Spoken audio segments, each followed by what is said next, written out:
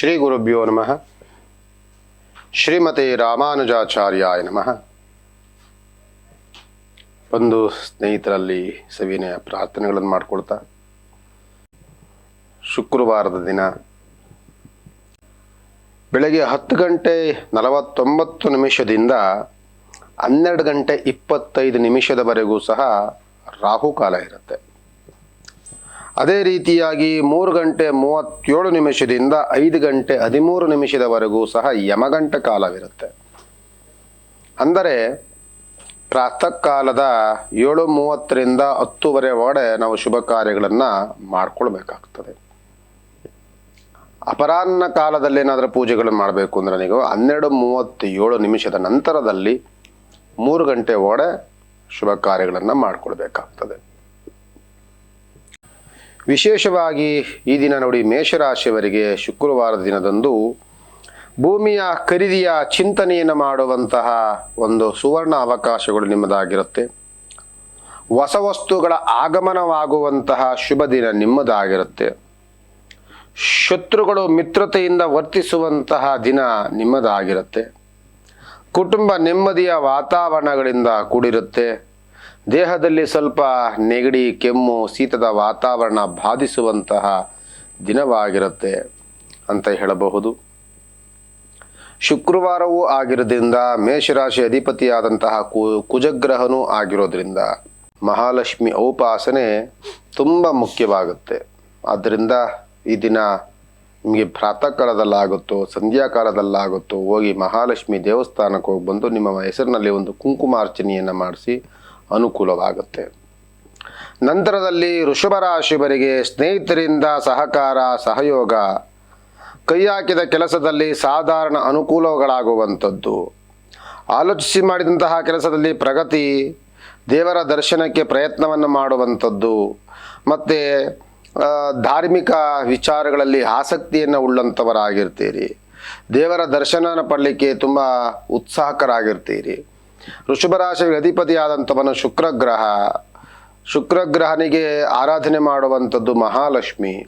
ಆದಷ್ಟು ಸಹ ಈ ವೃಷಭ ರಾಶಿಯವರು ಸ್ವಲ್ಪ ಅರಿಶಿಣ ಕುಂಕುಮವನ್ನು ಮಹಾಲಕ್ಷ್ಮಿ ದೇವಸ್ಥಾನಕ್ಕೆ ದಾನ ಕೊಟ್ಟು ತಮ್ಮ ಹೆಸರಿನಲ್ಲಿ ಅರ್ಚನೆಯನ್ನು ಮಾಡಿಸ್ಕೊಂಡು ಬನ್ನಿ. ಇನ್ನೂ ದೊಡ್ಡ ಮಟ್ಟದ ಲಾಭವನ್ನು ಪಡೆಯುವಂಥ ಶುಭ ದಿನ ಖಂಡಿತವಾಗಿ ನಿಮ್ಮದಾಗುತ್ತೆ.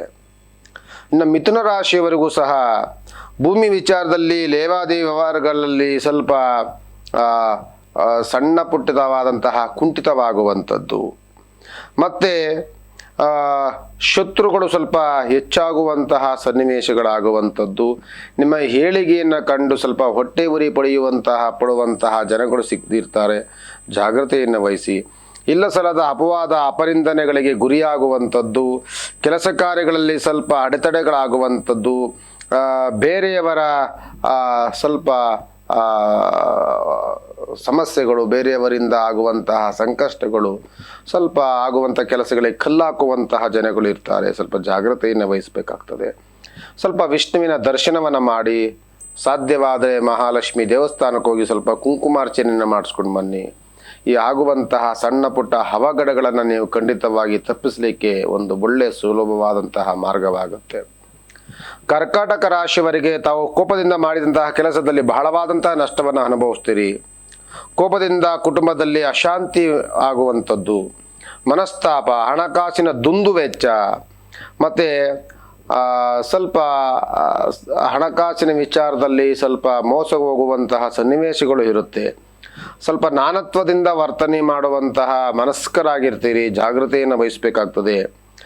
ಸ್ವಲ್ಪ ದೇವಸ್ಥಾನಕ್ಕೆ ಹೋಗಿ ದೀಪದ ಎಣ್ಣೆಯನ್ನು ದಾನ ಮಾಡಿ, ಸ್ವಲ್ಪ ಮಹಾಲಕ್ಷ್ಮಿಗೆ ಅರ್ಚನೆಯನ್ನು ಮಾಡಿಸಿ, ಹನುಮಂತನ ಧ್ಯಾನವನ್ನು ಅನನ್ಯವಾಗಿ ಮಾಡಿ ಕರ್ಕಾಟಕ ರಾಶಿಯವರು ಅಂತ ಈ ಸಂದರ್ಭದಲ್ಲಿ ಹೇಳಬಹುದು. ಈ ರೀತಿಯಾಗಿ ಸಿಂಹರಾಶಿಯವರಿಗೂ ಸಹ ಸಿಂಹರಾಶಿಯವರಿಗೆ ಪ್ರಶಸ್ತವಾಗಿರುವಂಥ ದಿನವಾಗಿರುತ್ತೆ. ನಿಮಗೆ ಕುಟುಂಬದಲ್ಲಿ ಸೌಹಾರ್ದತೆ ಇರುವಂತಹ ಒಂದು ಶುಭ ದಿನ, ಮತ್ತು ಕೈ ಹಾಕಿದ ಕೆಲಸದಲ್ಲಿ ಪ್ರಗತಿಯಾಗುವಂತಹ ಶುಭ ದಿನ, ವ್ಯವಹಾರದಲ್ಲಿ ತುಂಬ ಪ್ರಶಸ್ತವಾಗಿರುವಂಥದ್ದು, ಮತ್ತು ಬಹಳ ಅನುಕೂಲವಾಗಿರುವಂತಹ ಶುಭ ದಿನ ನಿಮ್ಮದಾಗಿರುತ್ತೆ. ಮತ್ತು ಏನೇ ಪ್ರಯತ್ನ ಪಟ್ಟರೂ ಸಹ ಅದರಿಂದ ನಿಮಗೆ ಕುಟುಂಬದಿಂದ ಸಹಕಾರ ಸಹಯೋಗ ಮತ್ತು ಸ್ನೇಹಿತರಿಂದ ಬಂಧುಗಳಿಂದ ಬಹಳವಾದಂತಹ ನಿಮಗೆ ಆಗುವಂಥ ಕೆಲಸಗಳಿಗೆ ಅವ್ರದ್ದೇ ಆದಂತಹ ಒಂದು ಉತ್ತೇಜನ ಕೊಡುವಂತಹ ಶುಭ ದಿನವಾಗಿರುತ್ತೆ. ಸಿಂಹರಾಶಿಯವರೆಗೂ ತುಂಬ ಪ್ರಶಸ್ತವಾಗಿರುವಂಥ ದಿನ ನಿಮ್ಮದಾಗಿರುತ್ತೆ. ಆದರೂ ಸಹ ಸ್ವಲ್ಪ ಶನಿ ಅನುಗ್ರಹ ತುಂಬ ಚೆನ್ನಾಗಿದೆ. ಆದರೂ ಸಹ ಮಹಾಲಕ್ಷ್ಮಿ ದೇವಸ್ಥಾನಕ್ಕೆ ಹೋಗಿ ಬನ್ನಿ. ಸ್ವಲ್ಪ ನಿಮಗೆ ಸಾಧ್ಯವಾದಂಥದ್ದು ಏನಾದರೂ ದಾನ ಕೊಟ್ಟು ಬನ್ನಿ, ಇನ್ನೂ ಅನುಕೂಲವಾಗುತ್ತೆ ಸಿಂಹರಾಶಿಯವರಿಗೆ. ಕನ್ಯಾ ರಾಶಿಯವರಿಗೆ ಕುಟುಂಬದಲ್ಲಿ ಶುಭ ಕಾರ್ಯಗಳ ಚಿಂತನೆ ಮಾಡುವಂತಹ ಒಂದು ಅವಕಾಶ, ಕೈ ಹಾಕಿದ ಕೆಲಸದಲ್ಲಿ ಪ್ರಗತಿ, ಮೇಲಧಿಕಾರಿಗಳಿಂದ ಹೊಗಳಿಕೆಯ ಮಾತುಗಳು, ಮನಸ್ಸಿಗೆ ನೆಮ್ಮದಿಯಾದಂತಹ ವಾತಾವರಣದ ದಿನ ನಿಮ್ಮದಾಗಿರುತ್ತೆ. ತುಂಬ ಪ್ರಶಸ್ತವಾಗಿರುವಂಥ ದಿನವಾಗಿರುತ್ತೆ. ಕನ್ಯಾ ರಾಶಿಯವರ ಅಧಿಪತಿಯಾದಂಥವನ ಬುಧ ಗ್ರಹ, ಬುಧವು ತುಂಬ ಪ್ರಶಸ್ತವಾಗಿರ್ತಾನೆ. ಆದರೂ ಸಹ ಮಹಾಲಕ್ಷ್ಮಿ ಆರಾಧನೆಯನ್ನು ಮಾಡಿ ಈ ದಿನ, ಯಾಕೆಂದರೆ ಶುಕ್ರವಾರ ಇರುವಂಥದ್ದು ಆ ದಿನ ಬಹಳ ಪ್ರಶಸ್ತವಾಗುತ್ತೆ ನಿಮಗೆ ಅಂತ ಹೇಳ್ಬೋದು. ಅದೇ ರೀತಿ ತುಲಾ ರಾಶಿಯವರಿಗೆ ಯಾರೋ ಮಾಡಿದ ತಪ್ಪಿಗೆ ನಿಮಗೆ ಸ್ವಲ್ಪ ನೀವು ಶಿಕ್ಷೆಯನ್ನು ಪಡುವಂತಹ ವಾತಾವರಣ ನಿರ್ಮಾಣವಾಗಬಹುದು. ಜಾಗ್ರತೆಯನ್ನು ವಹಿಸಬೇಕಾಗ್ತದೆ. ಮತ್ತು ಸ್ವಲ್ಪ ಅವಮಾನಗಳ ಆಗುವಂತಹ ಸನ್ನಿವೇಶಗಳು ಆಗಬಹುದು. ಜಾಗ್ರತೆಯನ್ನು ವಹಿಸಬೇಕಾಗ್ತದೆ. ಮನಸ್ಸಿಗೆ ಸ್ವಲ್ಪ ಬೇಸರದ ವಾತಾವರಣ, ಹಣಕಾಸಿನ ಸ್ವಲ್ಪ ನಷ್ಟದ ವಾತಾವರಣ, ಇದೆಲ್ಲವೂ ಸಹ ಆಗುವಂತಹ ವಾತಾವರಣಗಳು ನಿಮ್ಮದಾಗಿ ಇರುತ್ತೆ. ಆದರೂ ಸಹ ಸರ್ಕಾರಿ ಕೆಲಸಗಳಲ್ಲಿ ನಿಮಗೆ ದೊಡ್ಡ ಮಟ್ಟದ ಲಾಭ ಸಿಗುವಂತಹ ವಾತಾವರಣ ಇರುತ್ತೆ. ಕೃಷಿಕರಿಗೆ ನಿಮ್ಮ ಅಂದುಕೊಂಡಂಥ ವ್ಯವಹಾರಗಳನ್ನು ಮಾಡಲಿಕ್ಕೆ ಶುಭವಾಗಿರುವಂಥ ದಿನವಾಗಿರುತ್ತೆ. ಅದನ್ನು ನೀವು ಒಳ್ಳೆ ರೀತಿಯಲ್ಲಿ ಉಪಯೋಗಿಸ್ಕೊಳ್ಬೋದು. ಆದರೂ ಸಹ ಅಧಿಪತಿಯಾದಂತಹ ಶುಕ್ರಗ್ರಹ, ಮಹಾಲಕ್ಷ್ಮಿ ದೇವಸ್ಥಾನಕ್ಕೆ ಹೋಗಿ ಬನ್ನಿ. ಸ್ವಲ್ಪ ಅರಿಶಿನ ಕುಂಕುಮ ದಾನ ಕೊಡಿ. ಮಹಾಲಕ್ಷ್ಮಿಗೆ ಸ್ವಲ್ಪ ನಿಮ್ಗೆ ಯಾವುದಾದ್ರೂ ಗೊತ್ತಿರುವಂಥ ಮಂತ್ರ ಇದ್ದರೆ ಹೇಳ್ಕೊಳ್ಳಿ. ಸರ್ವಜ್ಞೆ ಸರ್ವರದೆ ಸರ್ವ ದುಷ್ಟ ಭಯಂಕರಿ ಸರ್ವ ದುಃಖ ಹರೇ ದೇವಿ ಮಹಾಲಕ್ಷ್ಮಿ ನಮೋಸ್ತುತೆ ಮಂತ್ರವನ್ನು ಉಚ್ಚಾರಣೆಯನ್ನು ಮಾಡಿಸ್ಕೊಳ್ಳಿ, ಇನ್ನೂ ಅನುಕೂಲವಾಗುತ್ತೆ. ವೃಶ್ಚಿಕ ರಾಶಿಯವರಿಗೆ ಮನಸ್ಸಿನಲ್ಲಿ ಭಯದ ವಾತಾವರಣ ಇರುತ್ತೆ. ಸ್ವಲ್ಪ ಚಿಂತೆಯಿಂದ ಕೂಡಿರುವಂತಹ ದಿನವಾಗಿರುತ್ತೆ. ಮತ್ತು ದೇಹದಲ್ಲಿ ಸ್ವಲ್ಪ ಆರೋಗ್ಯದಲ್ಲಿ ವ್ಯತ್ಯಾಸ ಮತ್ತು ಅಪವಾದಗಳು, ಅಪನಿಂದನೆಗಳು, ವಸ್ತುಗಳನ್ನು ಕಳ್ಕೊಳ್ಳುವಂತಹ ದಿನವಾಗಬಹುದು. ಸ್ವಲ್ಪ ಜಾಗ್ರತೆಯನ್ನು ವಹಿಸಬೇಕಾಗ್ತದೆ. ಸ್ವಲ್ಪ ಲಕ್ಷ್ಮೀ ನರಸಿಂಹಸ್ವಾಮಿ ದೇವಸ್ಥಾನಕ್ಕೆ ಹೋಗಿ ಆರಾಧನೆ ಮಾಡಿ. ಅದರಲ್ಲೂ ಸಹ ಮಹಾಲಕ್ಷ್ಮಿಗೆ ಸ್ವಲ್ಪ ಕುಂಕುಮಾರ್ಚನೆಯನ್ನು ಮಾಡಿಸಿ. ವೃಶ್ಚಿಕ ರಾಶಿಯವರಿಗೆ ಆಗುವಂಥ ತೊಂದರೆಗಳನ್ನು ತಪ್ಪಿಸ್ಕೊಳ್ಳುವಂತಹ ಒಂದು ಸುಯೋಗ ನಿಮ್ಮದಾಗುತ್ತೆ ಅಂತ ಈ ಸಂದರ್ಭದಲ್ಲಿ ವೃಶ್ಚಿಕ ರಾಶಿಯವರಿಗೆ ಹೇಳಬಹುದು. ಧನುಸ್ಸು ರಾಶಿಯವರಿಗೆ ಭೂಮಿ ವಿಚಾರದಲ್ಲಿ ಸ್ವಲ್ಪ ಕಲಹಗಳಾಗುವಂತಹ ವಾತಾವರಣಗಳಿರುತ್ತೆ. ಕುಟುಂಬದಲ್ಲಿ ಸ್ವಲ್ಪ ಗಲಾಟೆ ಆಗುವಂಥದ್ದು, ಅಶಾಂತಿ ಆಗುವಂತಹ ವಾತಾವರಣಗಳಿರುತ್ತೆ. ಮತ್ತು ಶುಭ ಕಾರ್ಯಗಳಲ್ಲಿ ಅಡೆತಡೆಗಳಾಗುವಂಥದ್ದು, ತೊಂದರೆಗಳಾಗುವಂಥದ್ದು, ಕೈ ಹಾಕಿದ ಕೆಲಸದಲ್ಲಿ ಸ್ವಲ್ಪ ನಷ್ಟ ಆಗುವಂಥದ್ದು, ಸುಮ್ಮನೆ ಇದ್ದಾಗಲೂ ಸಹ ಯಾರೋ ಇಂದಲೂ ಸ್ವಲ್ಪ ಗಲಾಟೆ, ಮನಸ್ಸಿಗೆ ಮನಸ್ತಾಪಗಳು, ಬೇಸರದ ವಾತಾವರಣಗಳು ಬರುವಂತಹ ವಾತಾವರಣ ಸೃಷ್ಟಿಯಾಗಬಹುದು. ಜಾಗ್ರತೆಯನ್ನು ವಹಿಸಬೇಕಾಗ್ತದೆ. ಸ್ವಲ್ಪ ರಾಯರ ದೇವಸ್ಥಾನಕ್ಕೆ ಹೋಗಿ ಬನ್ನಿ, ಕುಂಕುಮಾರ್ಚನೆಯನ್ನು ಮಾಡಿಸಿ, ಅನುಕೂಲವಾಗುತ್ತೆ.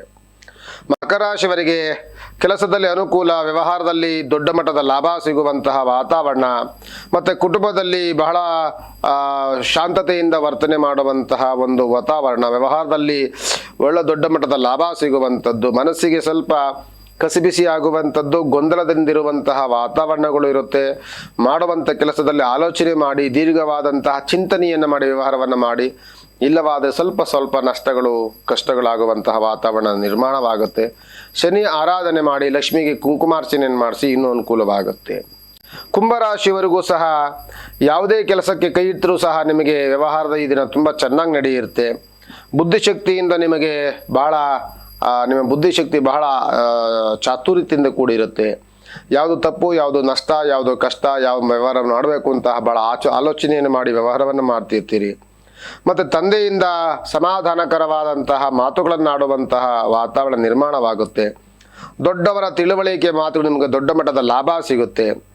ಮತ್ತು ನೀವು ಏನೇ ವ್ಯವಹಾರವನ್ನು ಮಾಡೋಕ್ಕೋದ್ರೂ ಸ್ವಲ್ಪ ಅನುಕೂಲವಾಗುವಂಥ ದಿನವಾಗಿರುತ್ತೆ. ಆದರೂ ಸಹ ಶನಿಮಾತ್ಮನ ಪ್ರಾರ್ಥನೆ ಮಾಡ್ಕೊಳ್ಳಿ, ಇನ್ನೂ ಅನುಕೂಲವಾಗುತ್ತೆ. ಅದೇ ರೀತಿಗೆ ಮೀನರಾಶಿಯವರಿಗೂ ಸಹ ಕೆಲಸದಲ್ಲಿ ಅನುಕೂಲ, ಹಣಕಾಸಿನ ಸಾಧಾರಣ ಲಾಭ, ವ್ಯವಹಾರದಲ್ಲಿ ಚರ್ಚಿಸಿ ಮಾಡಿರುವಂಥ ಕೆಲಸದಲ್ಲಿ ಪ್ರಗತಿ, ಕುಟುಂಬದಲ್ಲಿ ಸೌಖ್ಯದ ವಾತಾವರಣ, ತಾಳ್ಮೆಯಿಂದ ವರ್ತನೆ ಮಾಡುವಂತಹ ದಿನ ನಿಮ್ಮದಾಗಿರುತ್ತೆ, ಪ್ರಶಸ್ತವಾಗಿರುತ್ತೆ.